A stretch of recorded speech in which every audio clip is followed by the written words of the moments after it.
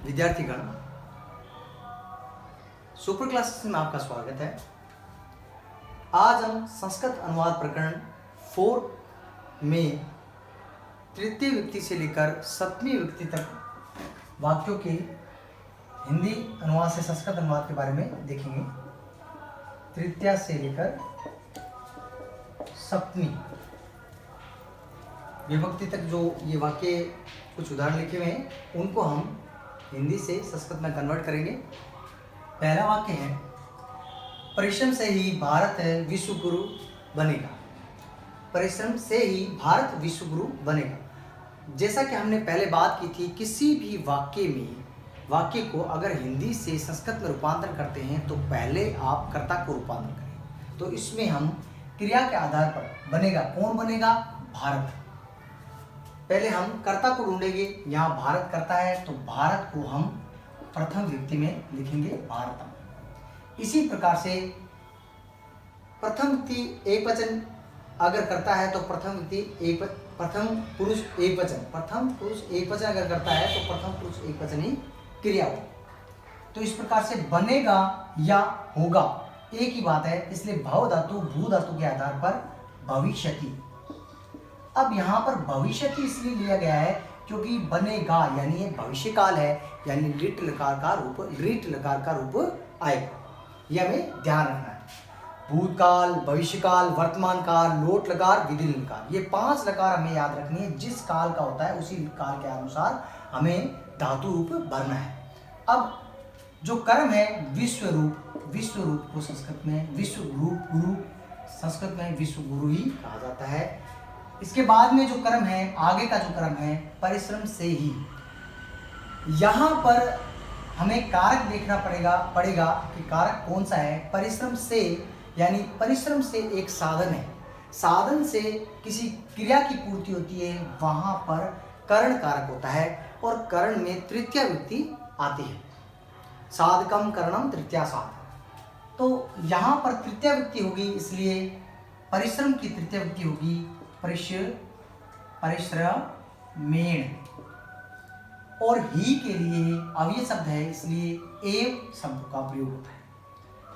अब एव शब्द और परिश्रमेण को अगर संधि करते हैं, यहां नहीं करें तो भी चल जाएगा और अगर करते हैं तो भी सही है।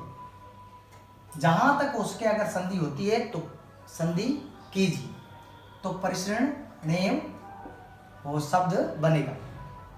तो परिश्रमेव भारतम विश्व गुरु भविष्यति। इस प्रकार से वाक्य की रचना हुई। दूसरा वाक्य लेते हैं, गुरु को पढ़ाना अच्छा लगता है। यहाँ पर हम क्रिया से पता लगाएंगे कि कर्ता कौन है? गुरु। अब गुरु जो शब्द है उसमें कर्ता तो गुरु है, लेकिन यहाँ पर विशेष कारक का समावेश हुआ है। अच्छा लगता है, इसमें रुच धातु का उपयोग होता है। रोचते। तो इस प्रकार से रुच धातु का उपयोग हुआ है। इसी प्रकार से रुच धातु में विशेष कारक के आधार पर धातु रूप रुच में हमेशा चतुर्थी व्यक्ति का उपयोग होता है। यहाँ पर चतुर्थी व्यक्ति का उपयोग होता है, यानी अच्छा लगना या रोचते के अर्थ में हमेशा जो कर्ता होता है उसमें चतुर्थी व्यक्ति का उपयोग होता है, जिसे अच्छा लगता है। तो अच्छा लगने का 2 अर्थ होते हैं वैसे तो। अच्छा लगना, एक तो अच्छा लगना, पसंद आना, और एक सुशोभित होना यानी सुंदर लगना, ये अर्थ होता है। जहाँ पसंद आना और अच्छा लगना होता है वहाँ पर चतुर्थी व्यक्ति का समावेश होगा, और जहाँ सुंदर लगना और सुशोभित होना होता है वहाँ पर सप्तमी व्यक्ति का समावेश होगा। इसलिए यहाँ पर गुरु की चतुर्थी व्यक्ति गुरुवे बनेगी, यानी यहाँ गुरु एक वचन है इसलिए गुरुवे बनेगा। अब गुरु के अनुसार ही हमें क्रिया का रूप यानी रूप लगाना होगा, रोचती। इसी प्रकार से जो कर्म है पढ़ना, गुरु को पढ़ना अच्छा लगता है तो पाठ नहीं, राय इसलिए ऊपर चला जाएगा। पाठनम। इसी प्रकार से तीसरा वाक्य हम लेते हैं, ब्राह्मण को लड्डू अच्छे लगते हैं। यहाँ ब्राह्मण को लड्डू पसंद है, इसलिए ब्राह्मण में चतुर्थी व्यक्ति का समावेश होगा, ब्राह्मण राय। और क्रिया अच्छे लगते हैं, रोचते। रुचि धातु की जो क्रिया है वो रोचते यानी यहाँ आत्मपदी क्रियाएं चलेगी। आत्मपदी क्रियाएं परस्पर पदी से थोड़ी भिन्न होती है, इसलिए ये क्रियाएं आपको याद करनी पड़ेगी। इसके बारे में हम बाद में समझेंगे। लड्डू अच्छे लगते हैं, लड्डू को हम संस्कृत में कहते हैं मोदक। यहाँ लड्डू एक वचन नहीं है, अगर लड्डू अच्छा लगता है एक वचन है तो मोदकम आता, और अगर लड्डू अच्छे लगते हैं तो बहुवचन रूप आएगा, फल की तरह चलेंगे, फलम फले फलानी। उसी प्रकार से मोदकानी,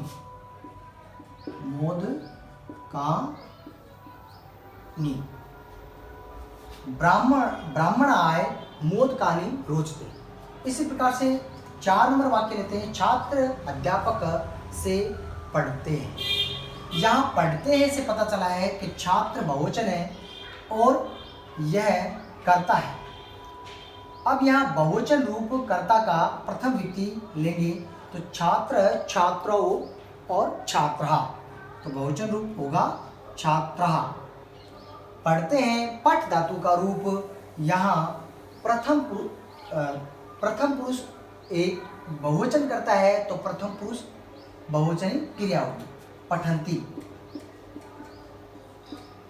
इसी प्रकार से जो कर्म है अध्यापक से पढ़ता है, यहाँ कर्म अध्यापक से पढ़ता है। दिखने में तो ये कर्म हमें साधक या तृतीय व्यक्ति के अनुसार लग रहा है, परंतु यहाँ पढ़ने के योग में, अध्ययन करने के योग में, अगर किसी अध्ययन करने योग में अगर क्रिया आती है तो वहाँ पर पंचमी व्यक्ति का समावेश होगा। तो इस वजह से अध्यापक में पंचमी व्यक्ति का समावेश होते हुए अध्यापक की पंचमी व्यक्ति आएगी, अध्यापकात्। तो अध्यापकात् पंचमी व्यक्ति होगी, अध्यापकात् पठन्ति। इसी प्रकार से अगला जो वाक्य है, धर्म पाप से बचता है, धर्म पाप से बचाता है। तो धर्म यहाँ पर करता है तो धर्म बचाता है, तो बचाने को संस्कृत में रक्ष धातु होता है, रक्षति, रक्षता, रक्षन्ति। तो यहाँ प्रथम पुरुष एक वचन है तो क्रिया भी प्रथम पुरुष एक वचन, रक्षति। परंतु रक्ष धातु और त्राण रक्ष और भय भीति यानी भय के योग में हमेशा ही पंचमी व्यक्ति का समावेश होता है, ये विशिष्ट कारक है। तो पाप में, पाप से यहाँ पंचमी अपादान का योग हुआ है, इसलिए पंचमी व्यक्ति का समावेश होगा, पापात या पापाद, दोनों लिख सकते हैं। तो धर्म पापाद रक्षति, पाप से रक्षा करता है। गांव के बाहर सरोवर है, 6 नंबर वाक्य, गांव के बाहर सरोवर है, तो है किसके लिए है, सरोवर के लिए, करता सरोवर है, तो सरोवर है अस्ति या वर्धते भी लगा सकते हैं, है के लिए। अब गांव के बाहर, बाहर को हम अव्यय शब्द लेते हैं बही, और बही जो अव्यय है उसके योग में विशिष्ट कारक के अनुसार उसके योग में पंचमी व्यक्ति का समावेश होता है, इसलिए ये हमें याद रखना है, बही के योग में पंचमी व्यक्ति का समावेश। इस प्रकार से हम याद रखते हैं तो हम अव्यय मंजूषा संस्कृत 10th क्लास में अव्यय मंजूषा को भी भर सकते हैं। बही के योग में पंचमी व्यक्ति तो ग्रामाद या ग्रामाद, राम के रूप के अनुसार या फल के रूप के अनुसार ग्रामाद। इसी प्रकार से हम अगला वाक्य 7वां लेते हैं, राम सीता का पति है। यहाँ षष्ठी व्यक्ति का समावेश है, कर्ता को देखते हैं, है कौन, राम, तो प्रथम व्यक्ति, प्रथम पुरुष एक वचन, प्रथम व्यक्ति आ गई, तो प्रथम पुरुष एक वचन करता है, इसलिए क्रिया भी प्रथम पुरुष एक वचन, अस्ति। राम है, सीता का पति, यह है षष्ठी व्यक्ति कारक है, इसलिए सीता की षष्ठी विभक्ति सीताया, एक वचन सीताया पति।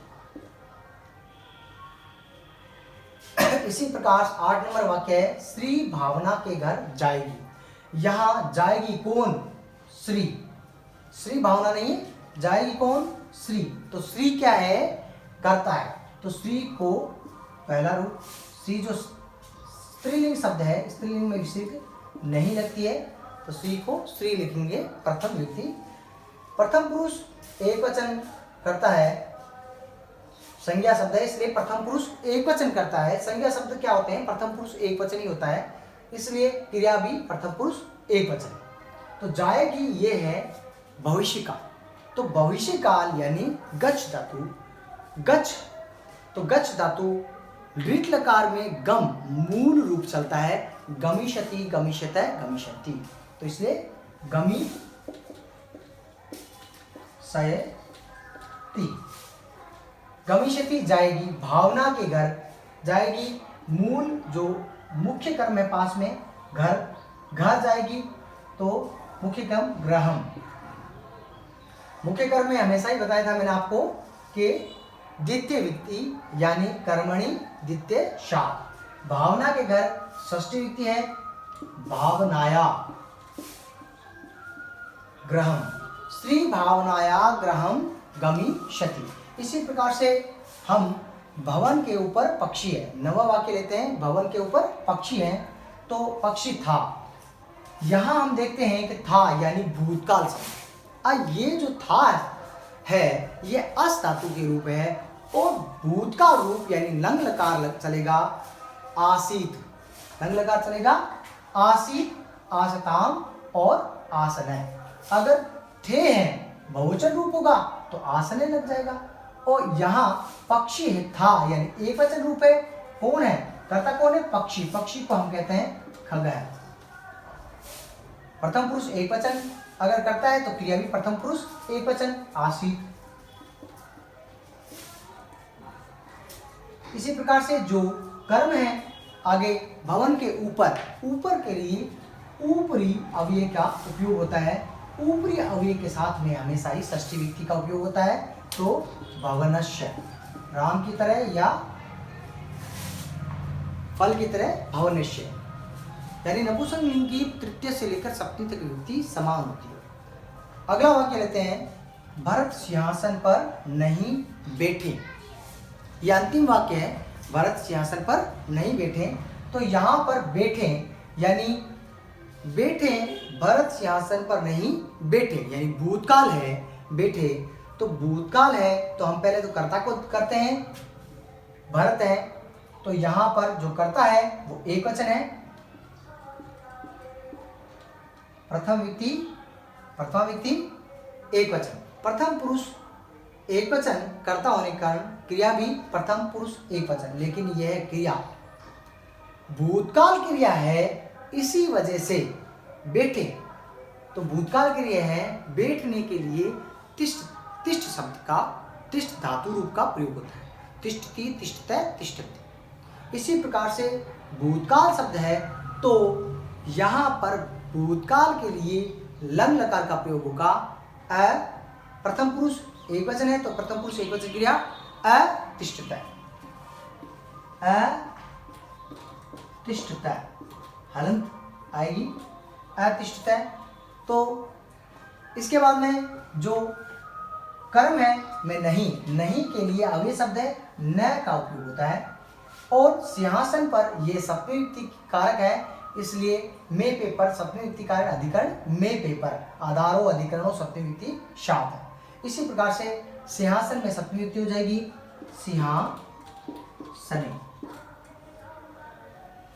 ये आपके वाक्य पूर्ण हो गए हैं। देखो ये हमने 10 वाक्य हिंदी से संस्कृत कन्वर्ट किए हैं। इस प्रकार से आप कन्वर्ट करके प्रैक्टिस कीजिए। यहाँ इसके अलावा हमने तीसरा और जो चौथा वाक्य है, इसमें हमने रुच जो धातु रूप देखा है, उस रुच धातु रूप का एक लकार हम यहाँ लिख के देख लेते हैं, ताकि आप एक लकार राइट डाउन करें और लिख के याद करें।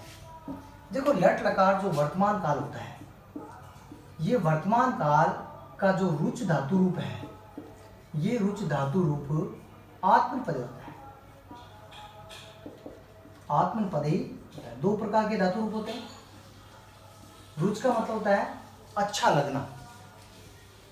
बाकी जो धातु रूप जितने भी होते हैं उसमें वचन और पुरुष तीन तीन ही होते हैं। इसी में भी प्रथम पुरुष, मध्यम पुरुष और उत्तम पुरुष। इसी प्रकार से एक वचन, द्विवचन और बहुवचन। तो ये जो धातु रूप है ये कैसे चलता है ये हम देखते हैं एक धातु रूप पे। बाकी आप और भी धातु रूप इस प्रकार से कन्वर्ट कर सकते हैं लट लगा के। रोचते, रोचेते, रोचनते। रोचते, रोचेते और रोचनते। मध्यम पुरुष क्या होगा? रोच से, रोचे थे,